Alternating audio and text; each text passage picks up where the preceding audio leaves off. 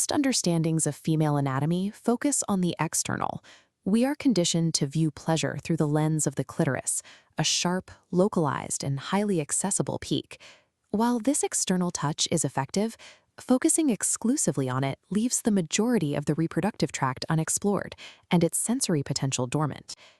Deep within the body, much further than surface-level touch can reach, there is a capacity for a different kind of release, a deep tissue event that involves the entire pelvic core. Relying solely on external sensations ignores the body's inherent design for a much more expansive, visceral experience. This experience is the uterine or cervical orgasm.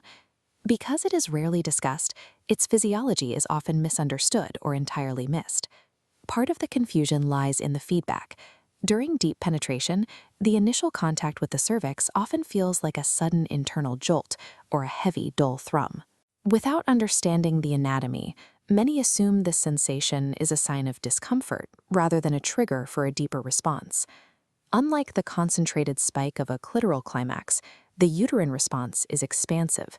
It feels less like a single point and more like a heavy, total body reset originating in the lower abdomen.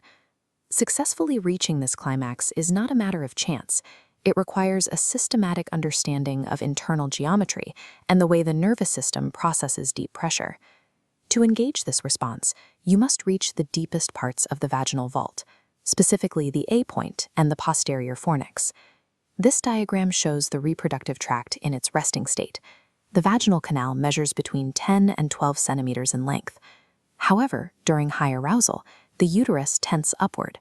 This dialogical shift significantly lengthens the canal, moving the target points further from the entrance. This expansion creates a specific spatial requirement. A tapered glans or tool is mathematically more likely to find the posterior fornix, whereas a blunt or rounded shape may struggle to make direct contact with the deep trigger points. Once the point is consistently stimulated, the climax begins at the fundus, or the top of the uterus. Rhythmic contractions originate here and travel downward through the entire canal. These descending waves cause the cervix to reflexively dip. This movement creates a pulsatile draw, a physical suction effect within the canal that many partners describe as a vacuum sensation. This sequence transforms the vaginal vault from a passive channel into a rhythmic, active engine of visceral release. In practice, standard angles of intimacy often fail to account for the extra depth of a tented vaginal canal. To compensate, you can use positions that tilt the pelvis. For example, the beep recline, pulling the knees tightly toward the chest, changes the pelvic angle to shorten the distance to the posterior fornix. Alternatively, the sovereign position allows the woman to control the depth and angle from above, searching for the specific point where contact feels most significant. This search is a process of sensory translation. You are looking for a heavy, dull thrum in the lower abdomen, which indicates the glans is meeting the cervix at the correct angle. These positions are specific mechanical adjustments designed to bridge the gap between external entry and the internal triggers. Because the sensations of the deep vault are so different from external touch, the nervous system often needs solo training to recognize these pathways without the variables of a partner. This involves a process called deep mapping.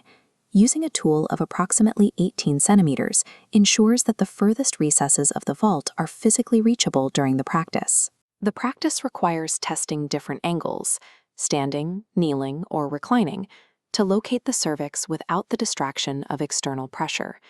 You are looking for a specific internal jolt, or the sensation of hitting a deep, significant wall within the abdomen. Once found, you apply consistent, rhythmic friction. The goal is mental focus, training the mind to prioritize deep internal pressure over sharper external signals. This isn't just about immediate pleasure. It's about calibrating your internal sensory map to recognize and process deep pressure as a primary signal. Many find that even after locating the trigger, the brain struggles to translate that deep pressure into a climax on its own, as it is conditioned to prioritize the louder signals of the clitoris. To bridge this neurological gap, you can use a technique designed to transfer sensory focus. You start by maintaining deep, rhythmic friction on the cervix while simultaneously stimulating the clitoris to build arousal. As you reach the point of no return, you abruptly remove all external clitoral touch and focus entirely on the internal depth. By cutting off the clitoral signal at the peak, you force the brain to reroute its attention to the only remaining stimulus, the deep pressure on the cervix. Over several repetitions, this teaches the nervous system to process that internal depth as the primary driver of climax. Developing this uterine response does more than expand your capacity for pleasure. It increases blood flow to the pelvic core and strengthens the ligaments of the uterus, supporting long-term reproductive and hormonal health. The electronic version of all chapters from the full book, She Who Awakens by Alina Chamberlain, can be found at wishforlove.org.